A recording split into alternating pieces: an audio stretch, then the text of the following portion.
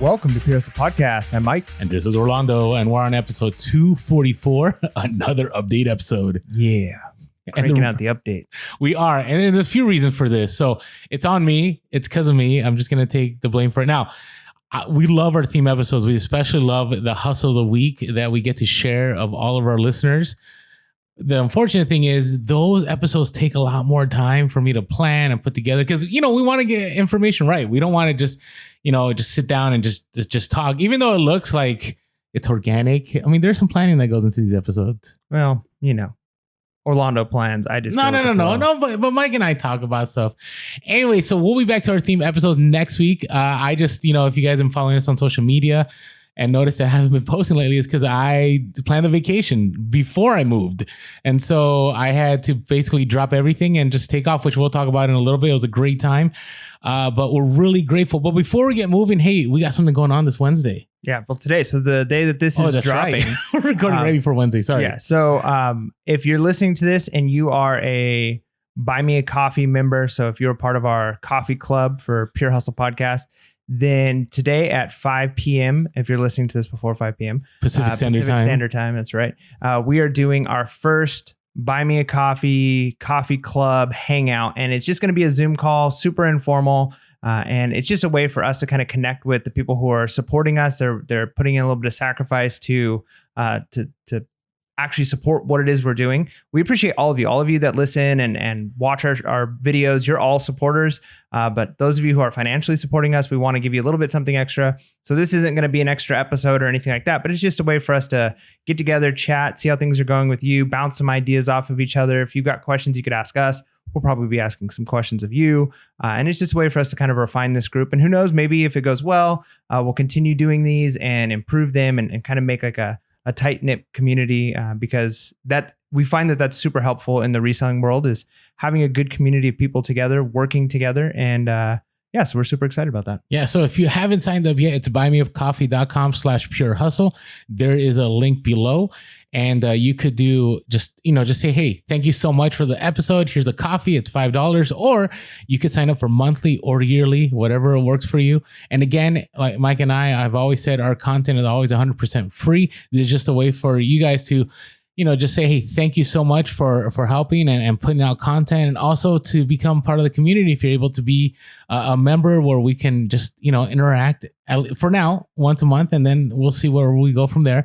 But we're grateful because many of you have been with buymeacoffee.com since we started. It's been about 6-7 months now, right? And so we really appreciate that. And we are thankful for your continued support. Again, that's buymeacoffee.com/purehustle. Also, don't forget to hit that subscribe button if you're not subscribed to our YouTube channel yet, and hit that bell notification and smash that like button. Thankful for our YouTube numbers going up. Our podcast numbers keep going up. All right, our listeners keep growing, but it's also nice when we have it on the YouTube side. Because I will say, YouTube, when things come up on the recommended, right? Usually it's people that have 20, 30, 40, 50, 100K subscribers that are resellers. And we're not there yet because we started differently. I think if Mike and I started doing YouTube right away with doing, haul videos and thrifting and garage sales, we probably would be at that place, but we wanted to focus on podcast. That's the name of what we are, Pure Hustle Podcast. And so it's taken us a little bit. So we're grateful for many of you have jumped over from the podcast side onto YouTube side to help us grow our YouTube. That's right. All right. So what's been going on with you? I got plenty to say, but I want to hear what's going on with you. No. So it's been actually kind of a busy week for me. I had a 4-day weekend, which is super nice. My school district, we're getting really close to the end of the school year, so we're wrapping things up. But we had Friday and Monday off for Memorial Day. So nice 4-day weekend. And originally my plan was to do some sourcing, but this coming weekend, I've got a lot going on. So we have our baby shower for little baby Titus, who's going to be on his way here in August. So crazy how fast the time is flying. It went really fast. I feel like I was just announcing it on the podcast a couple days ago. So we've got a baby shower coming up. So we're trying to get things prepared for that. We've got family coming in. And then also the day after the baby shower, a good friend of mine is getting married. So trying to kind of prep with that. I'm going to help with some recording for things. So I haven't had as much time to do sourcing. So we kind of decided, let's get stuff done around the house. Let's get things ready. And then let's take a bunch of pictures. So we've done a lot of listing and things like that. So we're still moving forward on that.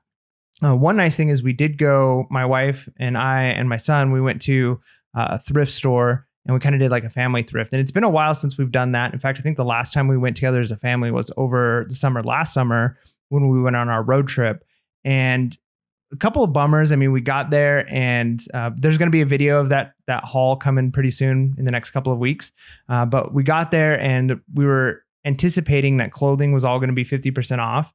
And it was, except for the good stuff. Yeah, the white tag clothing, right? So like there's specific ones that like didn't count, but we didn't realize that until we had our cart full of things. And then we got up to pretty much go check out. And then we realized, oh, this isn't on sale. This isn't on sale. So then we had to go through and say, okay, what's worth buying at full price and not 50%? So we had to put a bunch of things back, which is a bit of a bummer because it's that high and low of like, all right, we got some good stuff, and we got to put a bunch of this stuff back. Because sometimes something's worth it if you can get it at 50% off, but at full price, the ROI just isn't quite there to make the purchase worth it. Sometimes it is. Sometimes it's definitely worth paying up. But it was fun because my son was involved, and he got to, it's always a little bit like, I don't like him touching toys at thrift stores sometimes because they can be pretty gross. But he picked up a guitar. He started off by picking up like a little Barbie guitar, and it had like a headset, and he's like playing it like as we're riding along. It's like an electric one. And I'm like, I'm not getting him a Barbie guitar. But he had fun with it. And then we went back to the toy section, and he found like just like a white guitar. And so we bought that for him, but there was no batteries. We got home. We told him we'll put batteries in it when we get home, and it didn't work. So I felt bad for him. Yeah, sorry. It's all right. But we went, we had to drive quite a ways to get there, but then we went and had dinner afterwards. And the way I look at it is we made pretty good profit, not as much as I would have liked, but definitely covered the cost of dinner, the cost of gas, plus a little bit extra. And it was a family outing, right? So it's still a win when you can do things like that. And we also got there like right when it was about to close. We didn't think it was going to close as early, but it like closed like 6 or 6:30 or something. And so we only had a half hour in the store, which is another bummer. If we would have known, we would have got out a little bit earlier. So I guess the takeaway from this is do your research to know what's actually on sale, and know when the store is closing. Because when you drive, 45 minutes to get somewhere and you only have a half hour in the store, it's a bit of a bummer. No, I get it. And I've been to that store, and I've had that happen to me where I forgot what time it closed, and then you just gotta move quick. So I get that. All right, but hey, you still scored in. Yeah, that's the thing.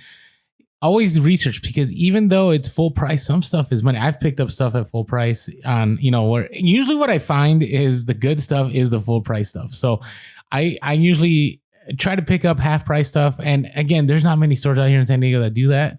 But I always would say I always go to the full price, and then after I go to the half price, because you just never know what you're going to find. Plus, that the half price stuff's probably been picked through a little bit more. People are purposely not picking, or the store's just trying to offload it.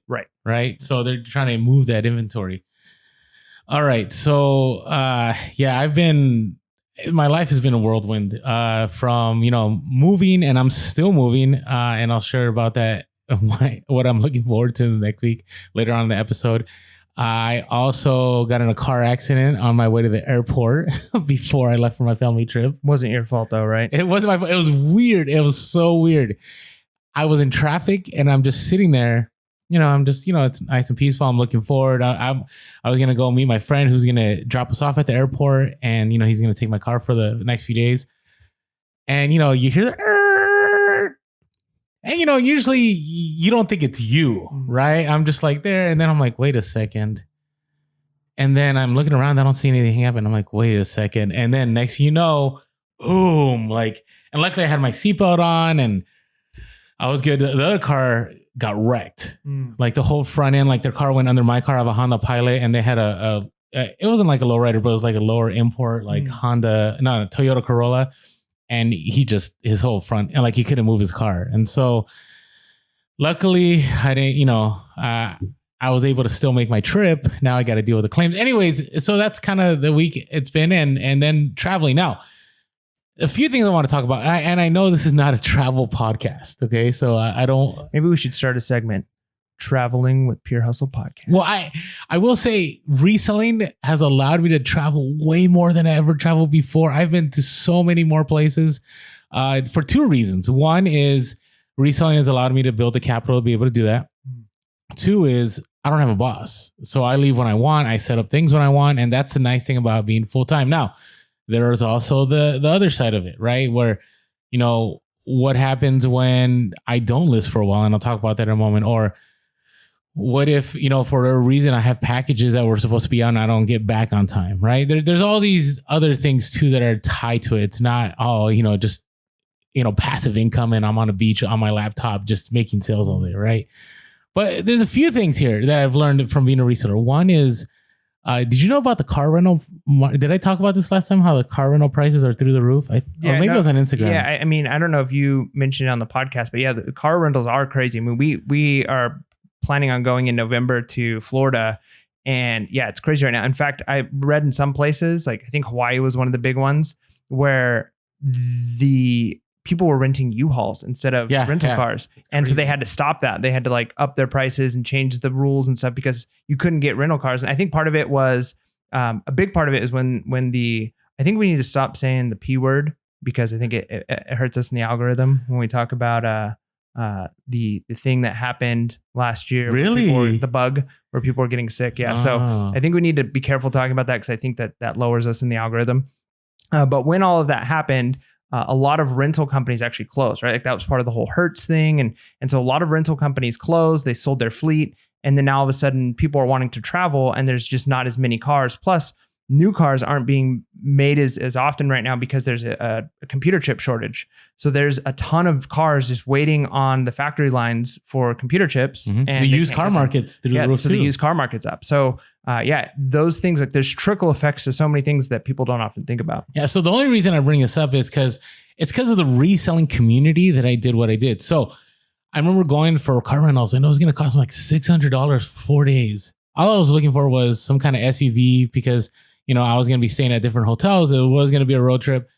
And a lot of you had contacted me and said, hey, why don't you check out Turo? And we're not paid by Turo. We're not sponsored by Turo. If you want to, Turo, we're here for you. Because I got good things to say. And I got to tell you, reselling just changes your mind. I mean, you become an entrepreneur, right? As a reseller. And I've always been adverse to using the term entrepreneur to explain myself. But I guess the more I do what I do, the more I become entrepreneurial. Like I pick up other businesses and I do things differently. But I checked out Turo and I was able to get a Honda SUV. I think it was like a CRV. It wasn't like a huge Pilot, but for 4 days for like $280, nice. Which was a deal. And here's the reason why it was a deal. It was fully decked out, all leather, like just car was pristine. I mean, you couldn't get that kind of car in your own place. Is Turo like Airbnb for cars? Yeah. Okay. Yeah. So this is what's awesome. Here's another stream of income that I know other people do this. I know Daily Refinement. Chris has spoken about this. He also runs Turo, and I feel other people do too. Especially if you live in an area that's touristy, right? That's where Airbnbs thrive. This is where this probably thrives, right? And I just saw, remember Resale Addicts? Remember that the teenagers that we interviewed a while back? Yeah. Yeah, him and his mom just bought a Tesla to do Turo. Nice. Right? It's like super expensive, but they're getting their payments for that Tesla taken care of through that service. Now, the reason I bring this up is because if it wasn't for the reselling community, I wouldn't have known about it. So I always say, hey, make sure you're on social, make sure you make connections. You never know, right? You never know how. I have always said this, the podcast has saved us and made us way more money than we could ever make on ad revenue or t-shirt sales or any merch sales that are coming soon. Because I just think about how much money I saved. And so what was crazy about it is I never met the person. That's what was weird to me. Like it literally was, I showed up, key was in a lockbox. I press the numbers, I get the key, I take some pictures of the car, I get in my car and I go.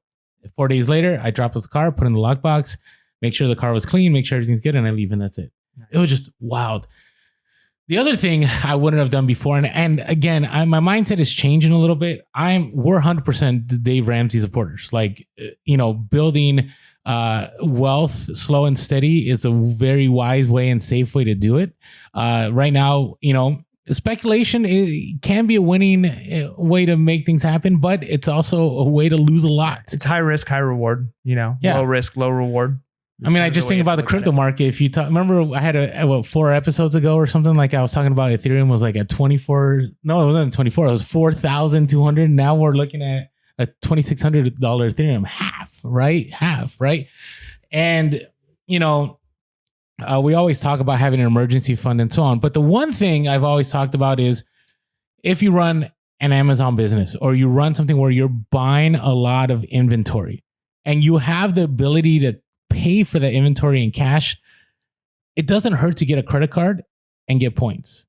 And I'm telling you, if you're in debt, I wouldn't do it. If you tried using a credit card and you couldn't handle it, don't do it. But if you're in a place where you can, I hate using this word because I'm not a fan of it, discipline, right? Yeah, no, speaking of which, since you said the discipline word, I heard the best quote from Jocko Willing was, every day you choose between the pain of discipline and the pain of regret. Okay.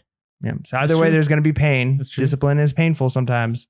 Or if you don't discipline yourself, there's going to be regret. I think it's a little too black and white for me on that one. Nope, 100%. So anyways, so I've been building, my reward points on my Southwest Airlines. And I didn't know, this was weird for me. I didn't know I was like an A-list person.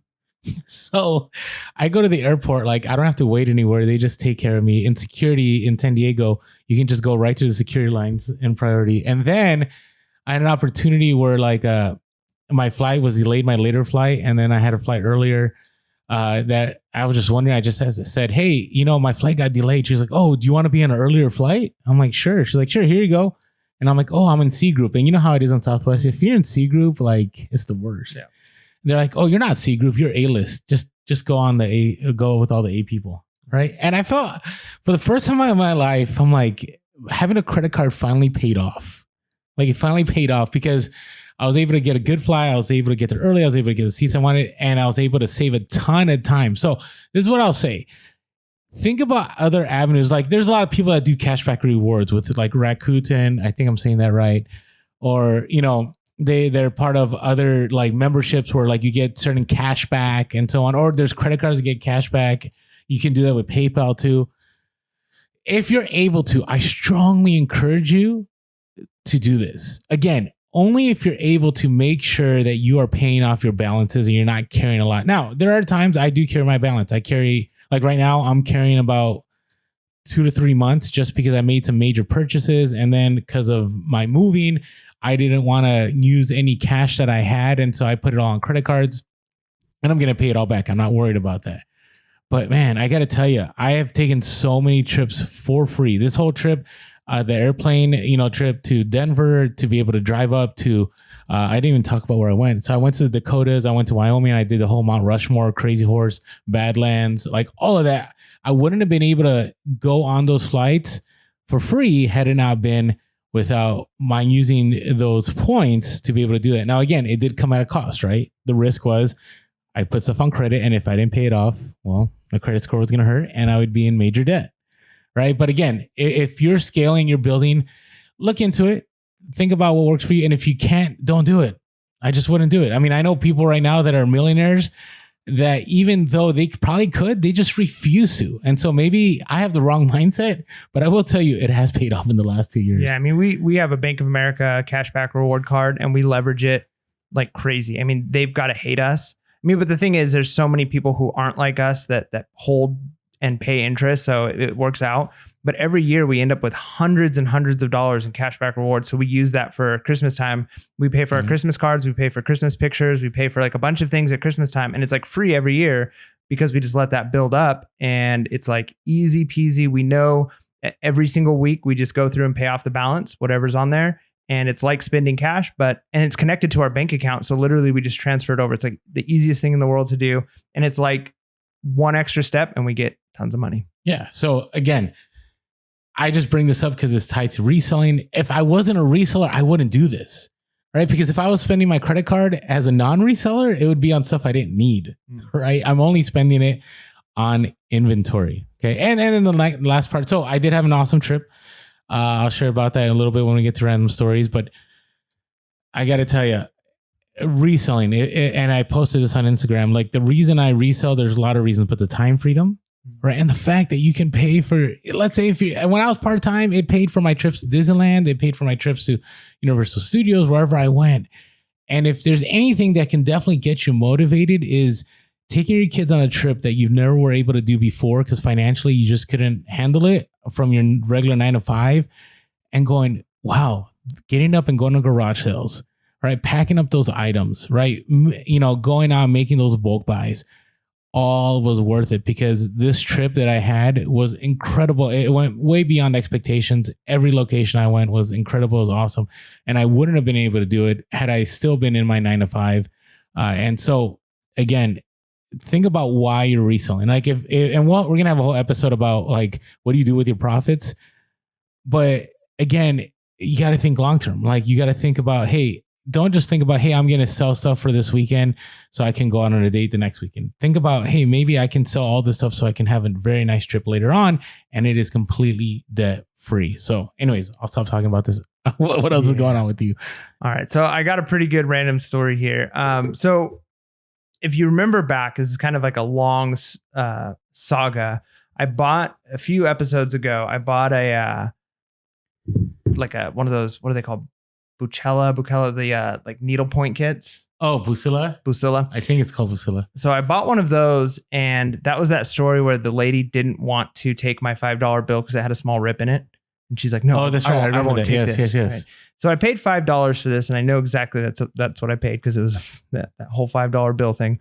And I end up getting a pretty good offer for it. So I had it up for, I think like $70, and I ended up getting a message from somebody, and the message read, let's see if I can actually find the message. I sold it for $50 with shipping. Nice. And let's see, the message thing was pretty crazy. How much did you pay for it again? $5. $5. Okay. So that's a bolo, by the way. Busilla, yeah, always sure. a pickup. Yeah, unless it's too expensive. If they're not open, and I saw some that were selling for closer to 70, which is why we listed it for that. But I mean, I'm not going to turn down a $50 offer on something I paid $5 for. Yeah. So I get this message from this person. They said, "Hello, I wanted to respectfully send you a message first before I make any kind of offer. I'm ready, willing, and able to purchase this item via PayPal immediately upon your acceptance of my offer. There are 2 other," and then he named some other kits for what they were selling for. "Would an offer of $50 be agreeable to you along with your shipping costs? Thanks for taking this offer into consideration." So I immediately respond back and I said, "Sure, we could do a $50 offer." Right? They send the offer, we accept it, they pay, and we ship it out like same day, like right away. Yeah. Right? Then I get this message. They said, "Thank you, paid via PayPal. This is a gift for someone special. Thank you for accepting the offer, blah, blah, blah." Then I get this one. "Hello again. I'm a bit puzzled. I sent you an offer. You sent a reply accepting in a few words. I paid ASAP via PayPal and thanked you for the item. I never heard a word of correspondence back from you saying you're welcome, or better yet, thank you for your purchase. You got my payment and shows the item being shipped. A bit of communication or thanks goes a long way, wouldn't you say? LOL. I guess it's just a surprise to me because most always sellers send a nice thank you note after purchase. Maybe I'm just not used to this way. Oh well, take no offense. Just my observations." Then I get another response from them. It said, It's just so strike that puzzled message I just sent. I checked only 5 minutes ago and didn't see any messages from you guys, but somehow it just slipped into my mailbox on eBay. A glitch, who knows? My apologies for that message. It sounds a bit puzzled. Thanks again for the item. And I'm like, what? First of all, that was not a puzzled message. I wanted to respond and say, I didn't get a message where you sounded puzzled. I got a message where you sounded like a jerk, right? Like, because I don't know what more they wanted. Like they asked if I'd accept the offer, and I'm sorry I didn't write a novel back. My response was, sure, we could do a $50 offer, right? I didn't think I needed more than that, but part of his thing being upset was I only responded back in a few words. Okay.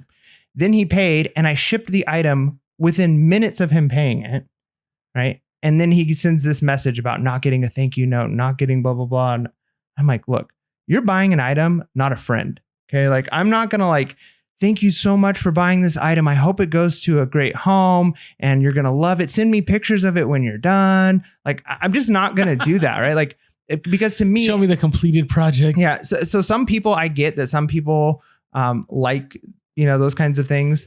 But when it comes down to it, like when I order something online, like a third party, website or something, or even from Amazon from a third party, and you get the like, your item is shipped. Thank you for your purchase. I'm never like, oh, I'm so happy that they sent me a thank you for my purchase. All I care about is, did it ship? So I don't know, maybe I'm just too business minded, but I was so shocked when I read that. And I was like, what are they talking about? Like, how am I? So I don't know. I mean, maybe it's a good habit to get into just saying thank you for your purchase after every time somebody buys something. I don't do that. Do you do that? No, I mean, if somebody messages me something and I said, sure, that works, that's it. Like if they message me again, like I might say, you're welcome or something, but no, like you're welcome is on the fact that you shipped it right away. Yeah. And I wanted to almost respond to the message and say, you're welcome for your $20 discount. I hope you enjoy your item. Like, cause that's really what it came down to. Like I gave you the item for $20 less than I was asking for it. And again, like he said, he saw that the message, so the original message that he sent with the thank you for the item came like 10 seconds before. What if it's a listener? It might be. So if you're a listener, you're rude. Wow. I mean, that's just like the way that message was written, like there's no way I could respond to that. Cause even if I were to respond to it with like, hey, sorry for the lack of communication. Thank you. Like I'm going to sound like I'm just peddling to like, no, you didn't do anything wrong. I mean, the whole scenario, it is awkward. Like it's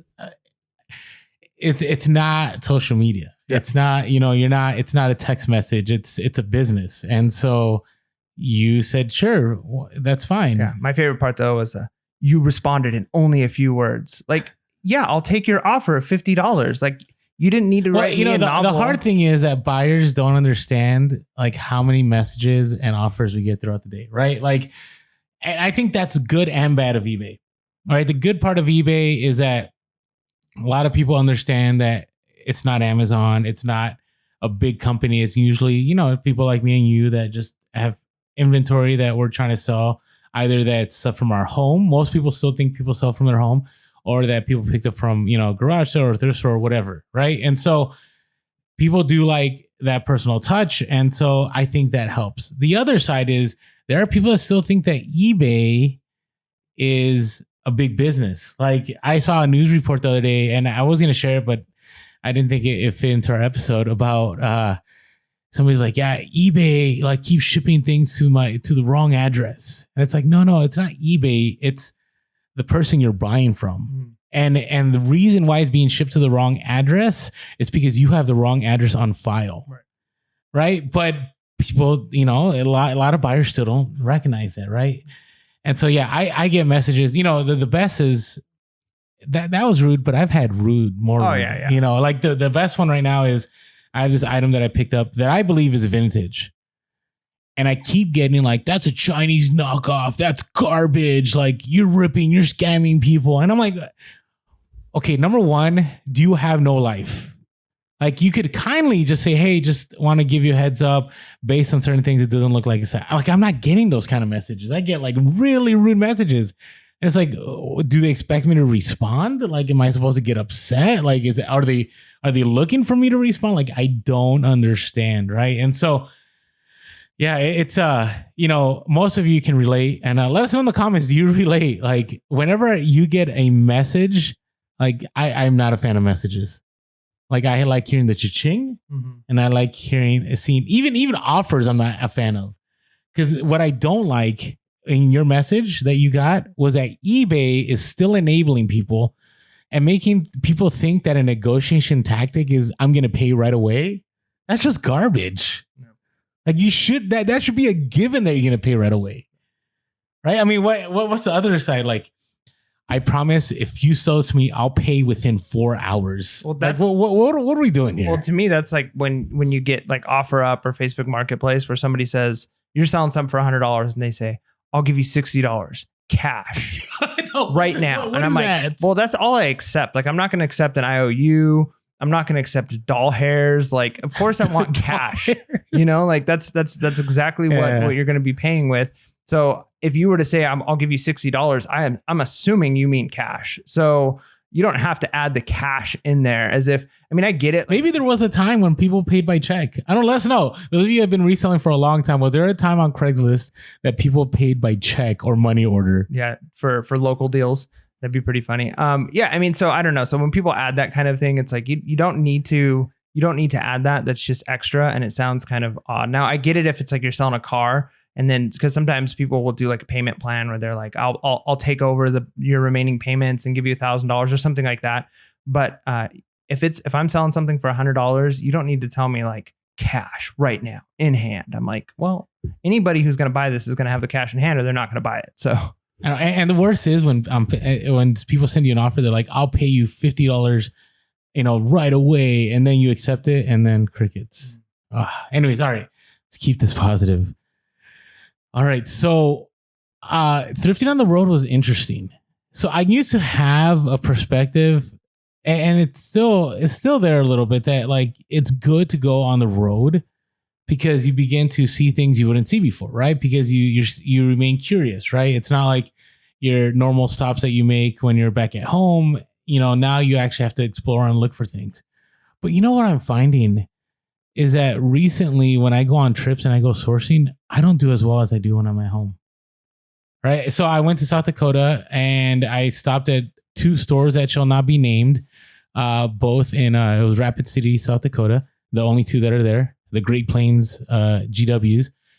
And I was expecting to find like all kinds of Harley stuff, because, the Sturgis Rally is nearby. Like I was expecting to find, and I couldn't find anything. I couldn't. So it was just kind of surprising to me because I was planning on making a whole YouTube video, and I've made, last summer I made one about going to Colorado, one about going to Sacramento. And this one, all I came out with was one Harley Davidson hat. And again, it's not because I don't know what I'm looking at. Now, there were a few things I was kind of interested. The fact that I found like 5 bread makers for like $8. So the price is definitely different than here. Because out here, at the store that should not be named, they're still trying to sell bread makers for like $40 to $50 at the thrift. But there were still items that were high priced. Like there was a pair of Timberland Pro steel toe boots that they're trying to get $100 for at the thrift store. And I'm like, what is going on? Like no one's going to pay that. Like that's going to sit there for a long time. So it was kind of interesting because I think the reason I didn't score wasn't that there wasn't anything in the store. It's just because I was not familiar and I didn't know where to look. I truly believe that's the case because right now I could go to pretty much any thrift store in the San Diego area. I mean, there's a handful that doesn't matter how many times you go, there's nothing there, but I will come out with profitable items. Now, will I pay up for some of them? Probably. But I know where to go. I know, is it jaunts? Is that the word? Isn't there a word like to explain places that you go to, like your local places? I don't know. I'm not trendy enough for that. I just thought I would ask the English teacher. But anyways, all right. I'm looking up the definition. Here's a new word: a short excursion or journey for pleasure. Okay. I don't think that's what you were looking for. No, I think it was. Anyways, all right. So I thoroughly enjoy sourcing other places, but what I'm finding is, again, and so think about this, a road trip may be worth it, and sometimes it is, and other times it's just good to be home and just go to what you know and pick up items. So let us know in the comments below, like what is better for you? Is it better for you just to keep going to the places you know, or is it better for you to explore? Because I'm up in there. I say with retail arbitrage, definitely worth going out there, but when it comes to thrifting and stuff like that, I'm not too sure. I think it depends. Like if you're looking for certain things, right? Like we have people that we know who are in, Utah or Colorado, and they're getting Patagonia and North Face and all of that stuff left and right. Whereas here, we're not getting that, but we have, Hawaiian shirts. So if you're looking for specific, there were no Hawaiian shirts there, zero. It might be worth, taking a trip and spending some time going to thrift stores to pick up specific items. But again, that cuts into your profit, right? So you got to recognize, the people who live there have access to that stuff. So their costs go down because they don't have to travel as much. If you're traveling to get it, it's going to be harder to be competitive with those sellers. So you got to try and make what's in your area work as best as possible. But if you already are going to travel, you might as well make it pay for itself. Yeah. And unfortunately this time it didn't, but that's okay. That's okay. Now let's talk about the A word for a moment. I'm trying to get a sound effect ready. The algorithm. Oh, yeah. I didn't have that. Right. The sound effect ready. And the reason I want to talk about the algorithm. Did you say the algorithm? I did say the algorithm. The reason I want to talk about the algorithm, I just fumbled saying algorithm. It's because I don't know anymore. I just don't know. You know me. I have been all about the algorithm from like the beginning of the podcast. Now, I do think the algorithm is real, and I do think that listing and shipping consistently and quickly both help you make more sales. So it's very possible that these last 2 to 3 weeks, I would have had double the sales that I had, right? And we're approaching summer slowdown, which I believe summer slowdown is a myth. And we'll have a whole episode about that again. I do believe it's a myth. And then Mike's going to talk about, well, we know that in retail, like things do slow down. Like that's the conversation we always have every time. But here's the thing. I have not listed in 3 weeks. 3 weeks. I haven't listed anything. And my sales has still been consistent. Now, I don't say this is because, Orlando has sourced well or knows what he's doing. I think it's just because I have a larger inventory. Yeah, larger inventory helps. And the other thing you got to consider, like we mentioned the algorithm, but the other part of it is just to give simple numbers. If you're listing 10% of your total inventory every week, right? Or every month. That's how much you're adding. So if you've got 1,000 items in your store, you're listing 100 items a week or a month or whatever. And you end up selling through, let's say 5 to 10% of the items in your store. As you're adding those items, you're going to see an increase just automatically in your sales because you're adding to the number of items that are available to be sold. So part of it might not even have anything to do with any kind of algorithm, but it's just the fact that you're increasing the total number of things people could be looking for on a regular basis. So of course the sales are going to be higher. But if you have those items people are looking for, it's not going to matter, right? Like you could probably do one listing. If you've got 1,000 items that people are after and it's like a one, like you mentioned your pins, right? Something like that. Yeah. You got a pin that somebody's really after and you got 1,000 of them and you do one listing and then you let that sit and you never list anything else for the next couple of months. But if that pin is selling hot, you're going to be consistently selling that pin, right? Because that's what people are buying. And it's, so I think what matters probably more is your sell-through rate. And I do imagine that things like shipping speed make a difference because again, eBay is going to want to. I think they all do. I think I would have made a lot more money, right? I really believe that. But it's been wild. Like I have a friend of mine and he's probably listening. He knows who he is. He confessed to me that he hadn't listed for like 6 months, but he had a large enough inventory because he was making money he was doing a bunch of retail arbitrage. He was buying baseball card packs. He was making money doing all that stuff, but he kind of just let eBay go. And this is a full-time seller, by the way. And his inventory was large enough that he was still having consistent sales. Like it didn't matter. And so I don't know how long this is going to go on for. Obviously, I need to get back to listing and being consistent about it. But I will tell you, eBay is one of those things that if you build a large enough inventory of items that people want, it is a little bit passive. It can be. I mean, there's the active part where now I have a bunch of items I have to pack now that I'm back from vacation. But it's been kind of nice because I was really worried. I was really worried because I have spent so much money in the last month. So much money. I mean, we're talking about security deposit, first month's rent, and then on top of that, buying all brand new appliances, then going on a vacation. Crypto market's been crazy. Like it's at 50% of what it was a month ago. So it's been financially I haven't been stressed, but it's been kind of taxing a little bit. Like, I'm like, all right, well, this can go on only for so long before I'm going to have to get back to my roots and just start listing like there's no tomorrow, So anyways, this is why I encourage you. There's many ways to sell on eBay, but I will say having a large inventory is kind of nice because you can kind of just step back for a moment if you need to step back and sales will continue.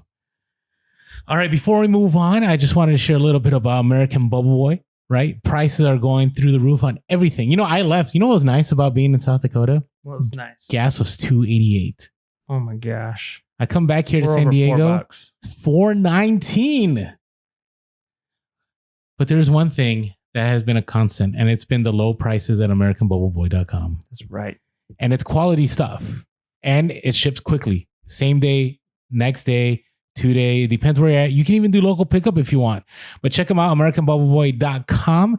There's a link below. And we have no, code or anything like that. But if you go through the link, they will know that it's us, helps us out, and it also helps you out because you get a great quality product in great time. So check them out, AmericanBubbleBoy.com. Thank you to all of you that keep buying from AmericanBubbleBoy.com using our link.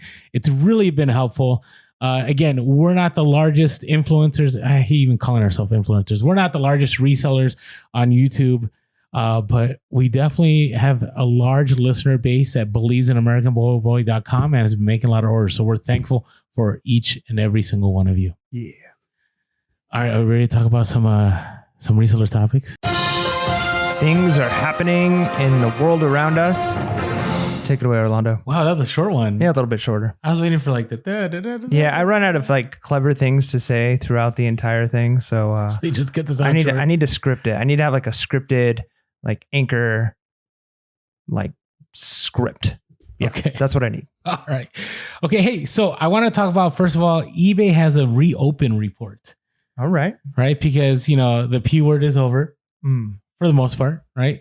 And they're basically, this is supposed to be, according to the report, that this is real-time data and insights to highlight the categories and styles they see currently trending. So this could help, right? If you're trying to figure out. Now, I see some of this based on my recent sales, but it's kind of generic, but it's kind of not. So I thought this would help. I thought it was kind of interesting. They said about, luxury items, basically that people are trying to go out. Yeah. Right. No, that's true. Yeah. I mean, especially we're coming up on the summer here. And after having a summer where people didn't get to go out and have, party and go to clubs and all of those things, from everything I've been hearing from people, everyone's super excited about this summer. So yeah, I mean, people want to get dolled up and people want to look like studs as they're going out to have a good time. So yeah, I could see that luxury items would definitely be in demand right now. So it was kind of interesting. They said that designer handbags are doing really well. Mini purses are doing really well. And also luxury watches, right? And on the other end, though, basically, what did they title this? Ready for in real life, changing things up below the waist and embracing full body grooming. Like what? That's pretty funny. Yeah, I mean, people. That's for the eBay report. I mean, because people have been living the Zoom life, right, and not having to. I mean, just to be real, I mean, people are wearing sweatpants or basketball shorts or whatever with maybe a polo on top for while they're on Zoom meetings, and now they're, let's be honest. People probably put on a little bit of weight over this time. Some people, were able to control it, but there was the 15 to 20 pounds a lot of people put on just because you're home and you're snacking and yeah, I mean, people are going to need some work pants and look at this data to look professional. Jeans are now up 10x versus sweatpants. And skirts are up 4x versus yoga pants. It also says, and body hair is getting more attention than hairstyling. Electric shavers are up 2x versus curling irons in April. There we go. Interesting. Okay. All right. Now, shoes. I have noticed shoes have been selling again. And so again, because people are going out. So as we know, sneakers, heels, and then they said, so long slippers, house shoes continue to slide down 42% since January, which is true because there was a time I could find pretty much any UGG moccasins and they would sell. So maybe I got to be more careful when I'm sourcing. Yeah. Right. And then tying the knot, people are getting married. Men's summer suits are up 108%. Wow. Right. And so, yeah, so some dress clothing. I don't sell bridesmaid dresses. I don't know many people that do, but maybe you do. Let us know. And patio furniture, and then other stuff like suitcases are up 140%. Also, beach hats are up 47%. Swimsuits are up 20%. And then home security product sales have doubled since February because people are leaving town. Interesting. So I just thought that was pretty. I thought that was pretty insightful. Now they are saying this is one thing we're going to talk about here in a moment.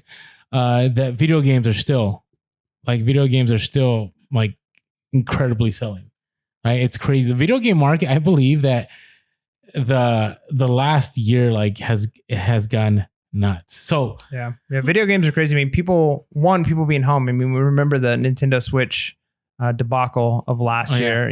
Things are still. They said things are still not in inventory, which is true. Yeah, I mean, you could still PS5, Xbox Ones. Yep, those are hard to get. But we're shifting away from. I mean, especially because we've gone how long without sports now? Sports numbers are dropping consistently. People viewing sports, and there's a lot of reasons for that.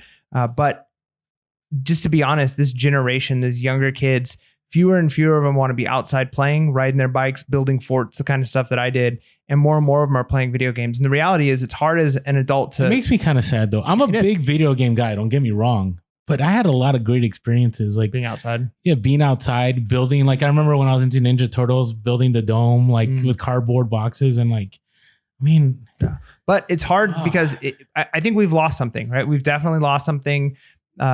people don't read as much. We've lost something with that. Because people now want to watch YouTube and TikTok, and attention spans are down. So we can look at those things and say like our culture has lost something, but there's also things we've gained through that. There are some positives, and there's no going back. Like we're not going to go back unless there's some crazy event that happens. An EMP that drops. Yeah, there's no more, electricity or something.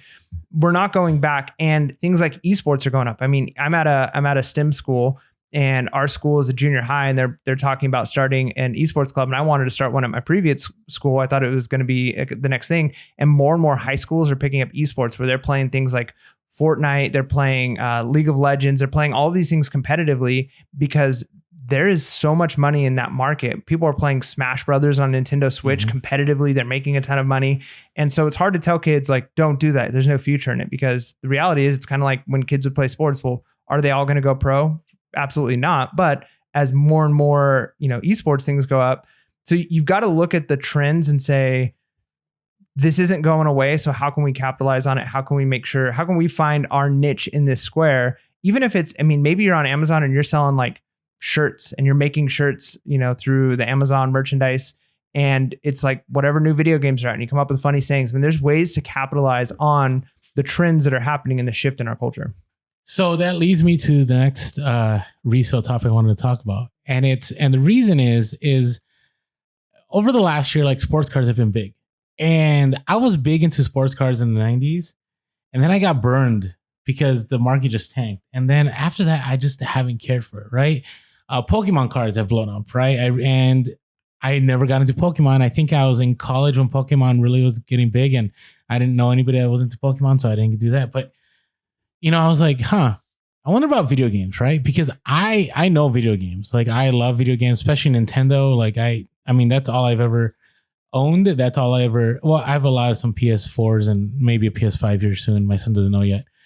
But I'm looking at this, and I think this is an opportunity that as a podcast, we probably should talk about. And I will admit, we are behind on this. Like I haven't talked about this much. And we've talked about, sealed games. We've talked about grading just a little bit maybe, but I thought I'd bring this up because I'm looking at stuff, and the reason I brought this up is I'm seeing more people on Instagram that are finding sealed games and getting thousands of dollars for them. So I remember like 2 years ago, you would find like a sealed video game and you'd be like, sweet, like I'll get 200 to 300, right? Or 500, maybe 1,000, right? But now we're talking about thousands, not even like thousands, tens of thousands, even past that. And so I just wanted to delve into this just a little bit, just share some knowledge and part of the research I looked up. Now there's a report from, I don't know what this is called, Action. But basically it was a pretty good article talking about, back in April, right? There was a Nintendo Super Mario's game. I think you might have posted this one on Instagram, graded as a pristine copy by a video game grading company, Weta.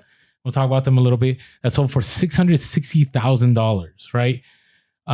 Which the previous record was $140,000. There's also some other items that sold back in April. There was a copy of Mega Man. Did you ever play Mega Man? I did, yeah. Love Mega Man. Sealed copy of Mega Man sold for $144,000. A sealed version of Super Mario Brothers 3 sold for $52,000. Sealed version of Final Fantasy 2 sold for $50,400. Mike Tyson Punch-Out, I love that game, for $102,000. Right? A sealed red Game Boy version of Pokemon sold for $72,000. That's crazy. And I'm looking at this and I'm like, how many times in my early reselling days did I come across sealed stuff? Right? And I flipped it and I made a few $100 here and there, but if I just held on to some of that, and no one would have known. Yeah. Like who would have known? I mean, hindsight's always 20/20 when it comes to that kind of stuff. So I was looking at this. I'm like, I know video games. Like I know what were the good games. I know what they are. And I also know, basically I understand like the video game world and a lot of us do, right? Especially if you're in your 30s and 40s, those are the games that when we were young that are selling for good money. So I was like, I want to learn more about this. So let me know if you have any more information in the comments. I just thought I'd share this a little bit because I was interested in grading, right? So I know like Side Hustle Network, they've been ahead of the curve on this for like a year. I've seen them buying like games like for a while and just getting them graded. I think for their own personal collection. But Here, there's two ways you get graded. It's either through WATA, WATA. Maybe I'm saying it wrong. If you want to correct me and put little like long vowel and short vowels on there, let me know. And then there's VGA, which is stands for Video Games Authority. And here's the thing: just like the baseball card market, just like the Pokemon market, they are swamped. Yeah, you're gonna pay a ton of money to have a fast turnaround. If you're lucky to be able to pay a ton of money to get a fast turnaround. That's the hard part. So when you get a game graded, you potentially, it's like buying a pack of cards, right? So like if you buy a Pokemon pack of cards, or I play Magic the Gathering sometimes, if you, the value of the cards inside is usually worth a lot less than the pack cost, because there's the chance of what's in there. The moment you open it up and you see what's inside, and it's like that with grading. There's a little bit of a risk because you can sell a game ungraded. And people will say like, well, I can maybe get it graded, or I don't know what the grade is, but you can make good money, or you can pay a ton of money. Maybe you pay $500 to get a game graded, and you might not be able to get it graded at a high enough grade point where you'll make that $500 back. You might actually lose money by getting it graded. That's the hard part. And then the wait time too. If you're waiting over a year to get a game graded and you spend a couple $100 to get it graded, that's time you could have sold it. But at the same time, you may lose money, you may not. And yeah, at the same time, if it gets graded and it gets graded well, you might be making an extra $10,000 on it. So it's that risk to reward ratio. The hard part is everybody's trying to get stuff graded. And the thing that people don't realize is 99% of stuff is going to come in at like a 7 or an 8 if you're really lucky and it's in pretty good condition. In order to get something in the 9, 10 level, it's so rare, and that's why they sell for so much, is because there's so few of them out there. But I think people have in their mind, this looks like it's in pretty good shape, it's probably worth that. And they don't realize that every little thing, even fingerprints, the oils from fingerprints, that shows up on the paint, and over time that'll degrade it. And so the grade drops. So it's tough unless you're already in that market. I worked when I was young at a baseball shop that sold baseball cards, football cards, that kind of stuff. And I helped sell Pokemon cards. And so a lot of the stuff they had then was graded, and it was a lot easier to get stuff graded back then. But I've seen so many cards that are, graded at a 6, graded at a 7. And after you've seen so many of them, it's easier to look at something and say, this is probably about that. So if you can eyeball it, and that it's going to be worth a lot. But if you have no idea, maybe have somebody who already has some graded stuff, check it before you pay to send it in. Agreed. And so I'm going to go to Mike for my stuff. But so it's interesting because Video Games Authority, they grade from 10 to 100, right? And then WATA grades from 1 to 10, like you said. And their prices do differ based on speed. And so you can look this up. I mean, maybe we'll put a link. I'll put a link in the description. Basically, I thought it was a great article. It says where to get video games graded, WATA versus VGA. It was made back in February. And it's interesting because when I went to their web pages, both of them were like, we are swamped. Like this one, due to the high volume, this is from WATA, due to the high volume of orders that we've been receiving, we are temporarily changing our service tiers and estimated turnaround times effective immediately. So Warp Zone was the fastest, but it says Warp Zone orders are temporarily unavailable. We hope to make it available soon, right? So that was one where you could get things turned around in 7 days. Their lowest tier was Turbos, which is 120 business days. I didn't know it would take that long. See, I'm trying to learn all this. And then same thing with Video Game Authority.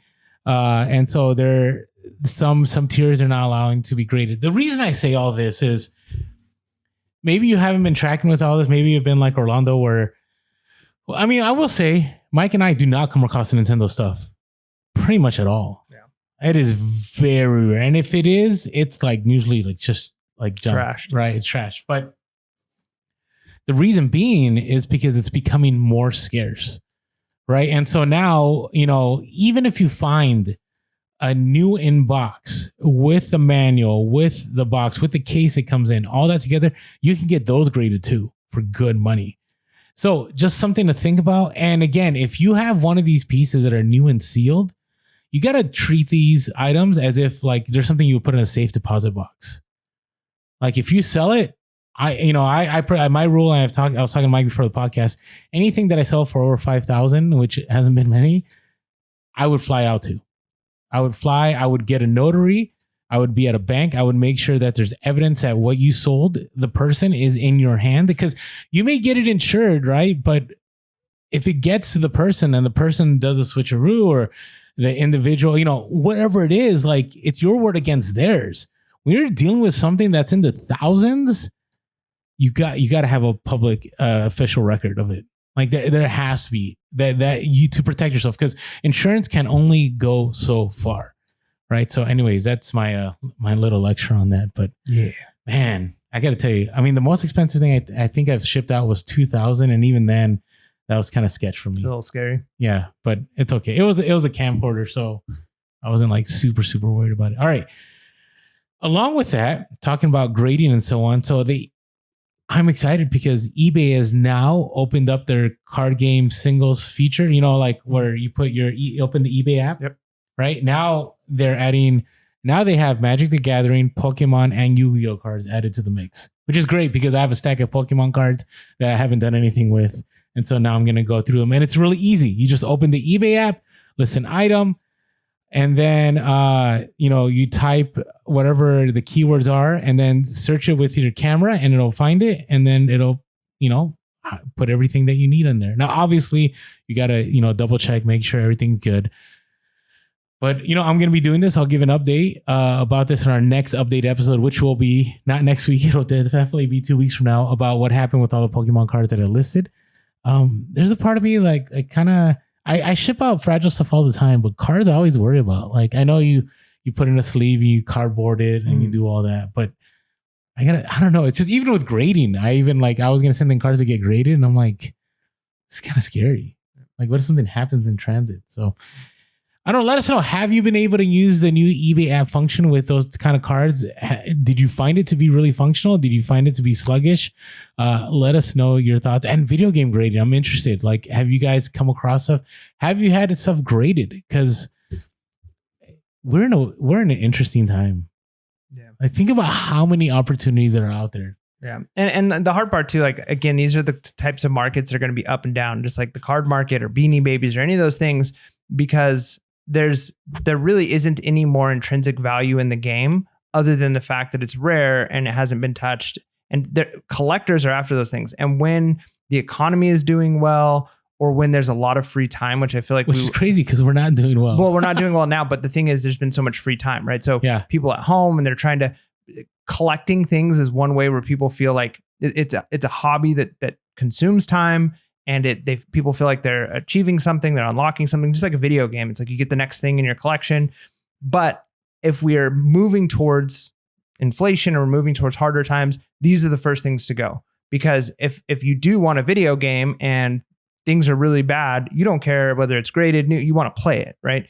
But when things are going good, it's easier to, say, I want to have this really expensive version in my house, but it doesn't have any more actual intrinsic value other than its perceived rarity, because there's not many in that condition. So again, you're not going to play that game. So the hard part is these things are doing well now, but probably a year or two from now, we might be talking about, remember when video games were selling really well, or basketball cards. So it's fine if you can get in on the start, the wave, like ride the wave in, but at some point it's going to end, and maybe not. Maybe we'll look back 5 years from now and say it just keeps going up, but I can't see that happening. I think video games will be different. Just because I think the card market, we've seen the card market go up and down. I don't know. Have we ever seen the video game market ever explode? I don't think in the 2000s, I don't remember going, oh yeah, if only I had the Power Glove in its box, right? That never happened. I don't know. I do believe that video games are going to be here to stay for a long time. Like you had mentioned about the idea of esports becoming more popular. I think it's just a whole cultural shift.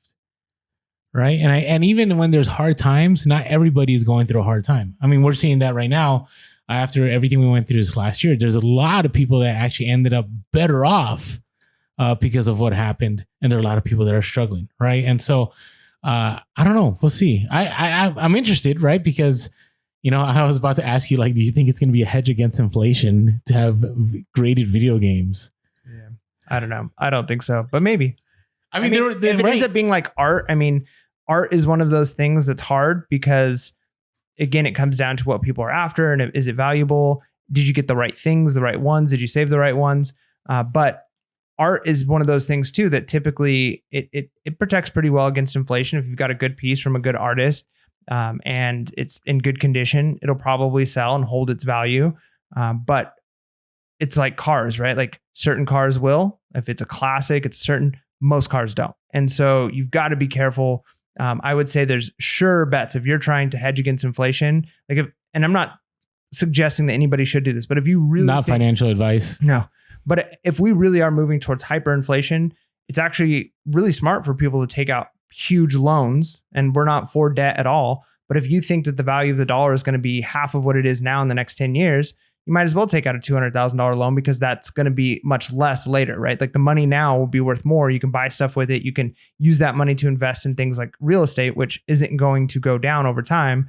And a, $100,000 loan 10 years from now might be like chump change compared to what it is right now. Mm-hmm. It's like houses. I mean, we mentioned this before, but when you talk to people who bought a house 20, 30 years ago and they talk about their mortgage payments like $200 or $300, it's like, that's amazing. But at the time when they bought it, that was a pretty good bill, right? Like that was like, this costs a lot of money.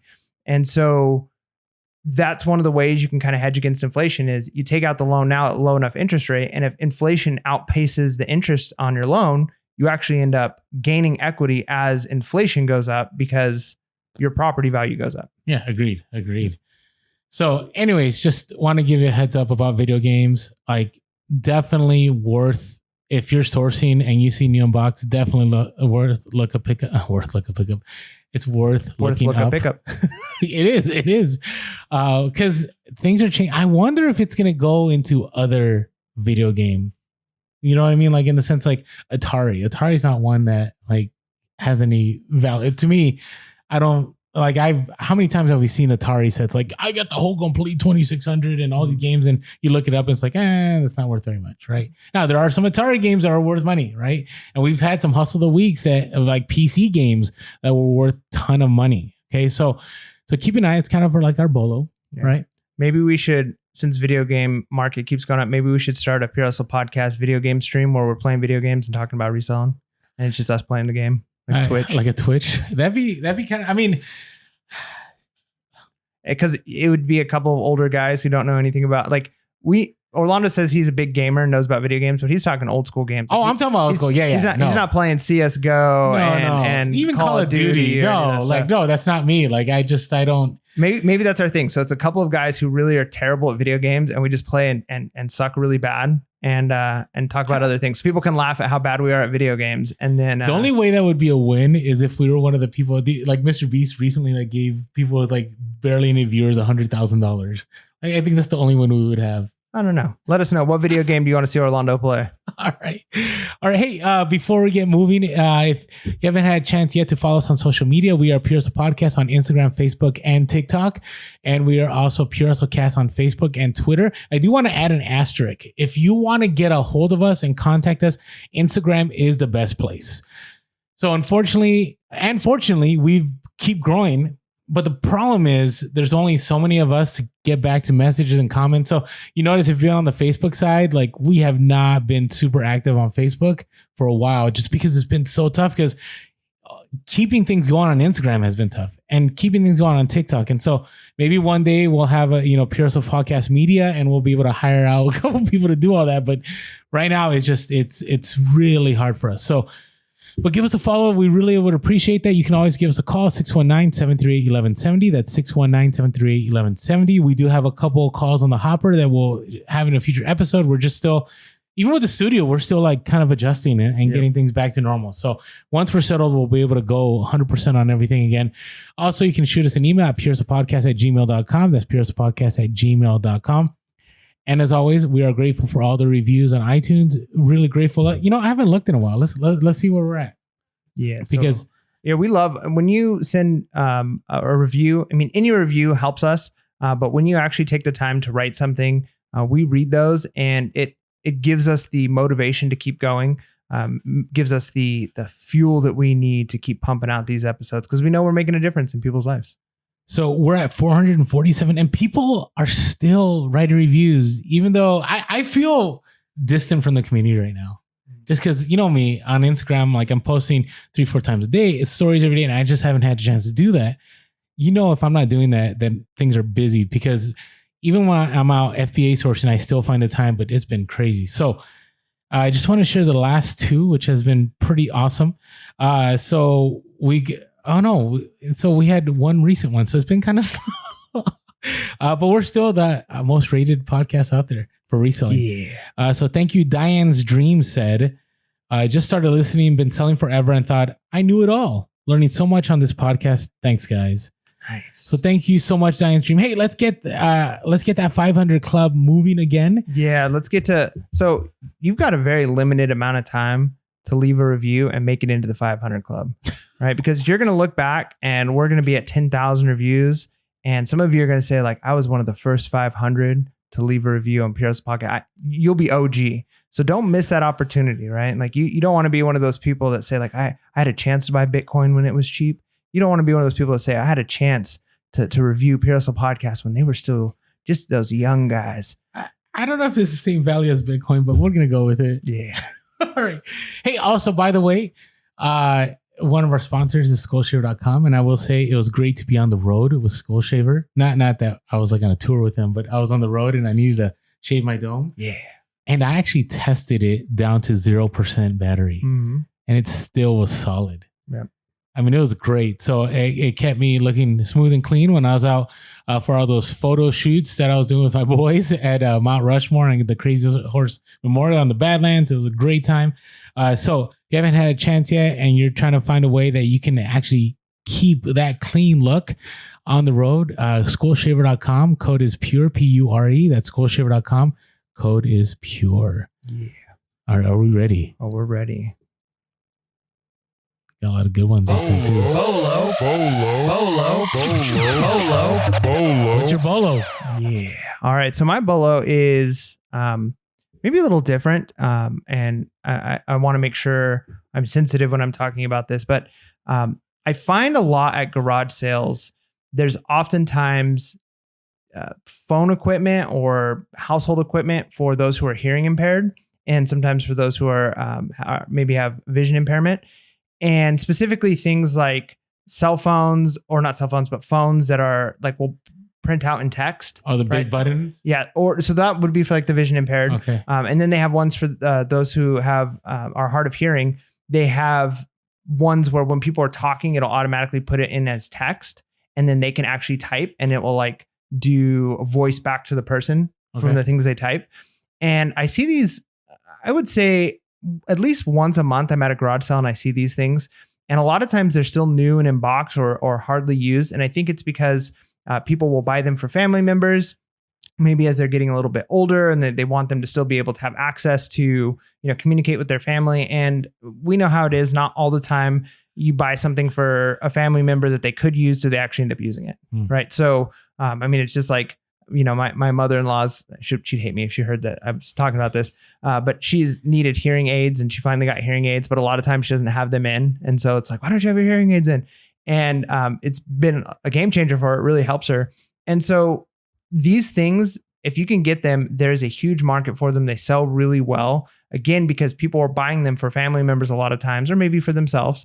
And they don't want to spend a ton of money because this technology, a lot of times, this is almost like, I don't want to say medical equipment, but it's for, that a community that would be, maybe needing medical equipment.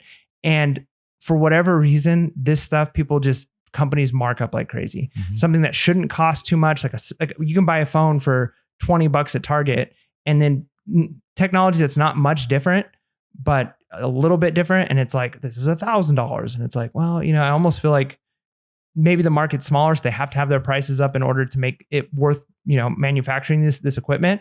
But it stinks. So people will buy this stuff secondhand. And when I find these things, they sell really well. They sell pretty quickly. And yeah, I find these like telephones, the telefax phones that you can type in for those, who are hard of hearing. And so if you see these, don't be afraid to look them up and pick them up, because I don't keep them on my shelves very long. When I buy them, I can usually get them pretty cheap. They're oftentimes at estate sales or garage sales. And maybe it's because the family member passed away or they didn't use it very often. And this stuff does really well. So check it out, pick them up. And you can also kind of feel like you're helping the community, because instead of having to buy something new for hundreds or thousands of dollars, they can get it used secondary market for under $100. And who knows whether the person's going to use it or not. And so it's a good way. I mean, if you're ever buying something for somebody, that's kind of the way to do it. And it's like, well, then if they use it a ton, then we'll buy them the higher end model or something like that. So definitely look at buying that type of stuff. So phone equipment, specifically for those who are hard of hearing or have some kind of vision impairment. No, agree. And I wanted to add to that, like TV ears. Have you ever picked up TV ears? Yep. Like those are good money. If you can get them at a good cost, you can get a nice profit, and they sell pretty quick. And I came across, I think like 2 years ago, like 20 of these wired speakers. I wish they were the wireless ones, but they were wired. And I paid $60 for I think it was about 20 of them. And I've consistently, for the last 2 years, been selling all of them for 70 to 100 a piece. So yeah, check it out. TV ears, it could be a bunch of stuff. It could be speaker. It could be things that you put in your ear. It could be a transmitter. Just check them out. So, all right, my Bolo, I've shared cowboy hats before, but I wanted to get a little more specific because I think people, and not people, I hate using the word people. I think sometimes we as resellers miss things. But there's a really good giveaway as to whether a certain kind of, not even cowboy hat, a certain kind of hat is worth picking up. And if it has a number and an X next to it, right? And so what I'm talking about is beaver felt cowboy hats or regular hats, right? And usually the brands that you're looking for is Stetson. That's a given. Like anytime you can find a Stetson for, I would say even under $20, that's vintage, that's beaver felt, definitely worth picking up. If you find a Resistol hat, and you don't get as much money for Resistol as you would a Stetson, but still worth it. And then there's another brand, which is more a contemporary, by Nick Fouquet, Fouquet. And I have not found, this is like one of those grill hats I'm looking for, but retail, these hats are like $1,000 to $2,000. But they do have a good resale value. Now, this is what I want you to look at when you're looking at it's Bolo, right? Usually there's an X to it. So like if there's a 5X, it's money, but it's not as much as a 100X. So 5X usually means that it's 5% beaver fur felt, which means it's waterproof, but it's mixed with like rabbit fur, hair, different, species. But if it's like 50X, that means that it's 50% beaver. And if it's 100, it's 100% beaver, right? And which the price goes up. I think I've seen 1,000. I don't even know how it's possible. Maybe people are just marking it up. But the higher the X, the more money in those hats. So definitely keep an eye, especially now that summer's happening and things are reopening and people, when I was in Wyoming, I was hoping to go to a rodeo. Unfortunately, the rodeo in Casper wasn't until I think like August or June or late July or something. But people are going out. So people are looking for cowboy hats, right? They're looking for items that, as a result of broken down supply chains, they couldn't normally go to a Western wear shop. And it was kind of interesting. I was in a Wall Drug, South Dakota, which Wall Drugs is like a tourist trap in South Dakota. Like you'll see signs for like hundreds of miles. And all it is a place that just tries to, it's a huge, there's all places to buy stuff. Like that's all it is. But I went in there and I looked at, like I'm always interested because I always want to know how much Western wear costs, right? Because I sell a lot of Coral boots, Tony Lama, Lucchese, like all those. The retail price on those items are just insane. And I was sharing with my son. I said, son, this is why I sell Western wear, because people want this. Like I found a pair of boots that I sold for like, I think 100 something, and they were valued like at $400 to $500. I said, this is why people are willing to pay this much. He's like, I need to get into boots, Dad. I'm like, yeah, you probably should. There's a lot of money, but same thing with cowboy hats, right? Getting a new Stetson, especially the higher the beaver felt quality, is going to be a lot of money. We're talking about like $1,000 depending on the hat, or they could get it on eBay for $100 to $200 that you picked up at a garage seller at the thrift for $5 to $10. So keep an eye out for beaver felt cowboy hats. Nice. All right. What are you looking forward to, Mike? So a few things. So like I mentioned at the beginning of the podcast, got a baby shower coming up this weekend. So I've got some family coming in. My mom's going to be in town. So I'm kind of excited about that, but that's also going to mean the baby shower is on Saturday. It's I'm not going to be going to the baby shower, but I've got to watch my son. So it's probably not going to be a sourcing day, but it'll be a good day to just kind of hang out with my son. I'm trying to do a lot of special things with him before the baby comes, because I think it's going to rock his world, I think, a little bit. So we're excited about that. And then also excited about, it's getting closer and closer.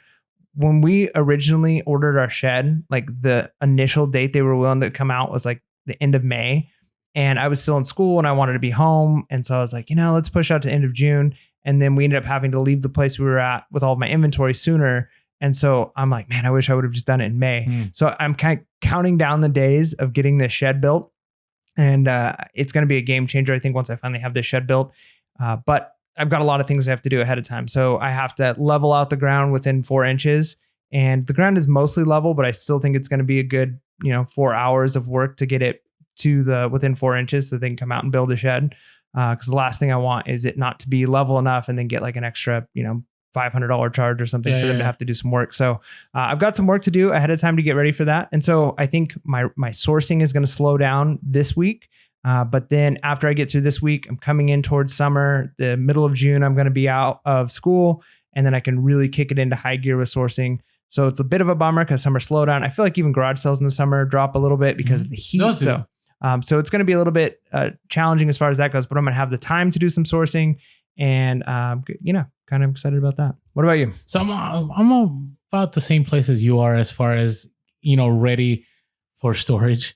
So I'm in phase 2 of my moving. Actually, I'm like in phase 1.5. Like I still have a ton of unpacking to do in my new place, but I still have a storage unit. So I went to my storage unit place and I worked out. I didn't know you could do this. So it's not that I worked out a deal. It's just, I guess it's how things work. So you actually have, where I'm at, you have 10 days from after your time expires or after your payment is due to move your stuff out. Right. And then each day that you're there after that final day, they charge you a prorated amount. And then if you're there over the 10 days, you end up on Storage Wars or something, or you end up getting charged the next month. Right. And so I was able to work it out. I now have an extra 10 days to get stuff moving. So I need to get stuff out of certain places on my property and to normal spaces so I can then, organize those and make them eBay spaces. So I'm looking into getting that done. It's going to be a lot of work. It's not like I don't want to hire people to move stuff because I have a lot of, good inventory, and I don't feel comfortable, me. So I'm looking forward to getting all that moved, everything organized. I mean, it's already been really nice because I have some of that stuff already moved. And when the item sells, I don't have to go to a storage unit. I just go walk, 50 feet and it's there. And so I'm trying to get a shipping station put together at my place. I'm trying to get a photo area put together. I'm trying to get storage rearranged, but I'm also trying to get it done where, like, if I have people over, like, I don't want them to know I saw on eBay, but they're going to know anyways. Cause I have I know we talk about kitchen cabinets, okay? How I had stuff on top of kitchen cabinet, but I do have like these nice glass cabinets. I have nothing to put in there. So I thought I'd put my, your collectibles, my collectibles in there. Nice. So even Freddy Funko, my big Freddy Funko, I guess you call it a statue. We call it my idol, whatever you want to call it. I got to find a place for that too at where I'm at. So anyways, I'm looking forward to just finally feeling settled, being able to go all in again on social media with Peers of Podcast and everything going on. But it's been interesting. So, and I'm also tempted to leave again, go on vacation. Oh man, it's so you got the bug, you got the travel bug. I do. Peers of Podcast Travel Edition. It was 4 days, like being able to be completely free of anything on my face and just enjoying nature was kind of nice. So anyways, hey, hope you're all having a great time this summer. Keep listing, keep selling. I think the secondary market's only going to get better as time progresses. I don't see a slowdown, so we'll see what happens. But thank you for all of you. Thank you for tuning in. And with that being said, make sure to be real, be relevant, and be reselling. Peace.